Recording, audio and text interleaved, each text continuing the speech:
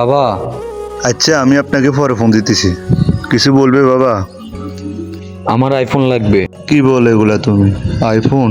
কিছুদিন আগে তুমি জানো তোমার আম্মা মারা গেছে, তোমার আম্মার চিকিৎসার জন্য লাখ লাখ টাকা আমি দেনা করছি, এখনো আমি মানুষের টাকাগুলো দিতে পারি না। আর তুমি তো জানো আমার ব্যবসা বাণিজ্যের অবস্থা খুবই খারাপ।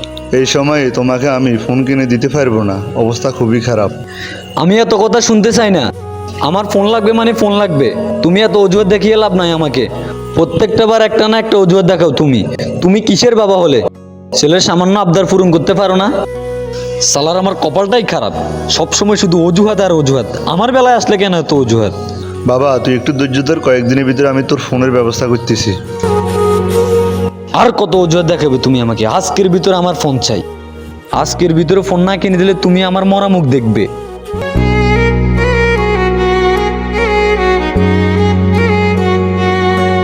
আজকের ভিতরে ফোন না কিনে দিলে তুমি আমার মরা মুখ দেখবে।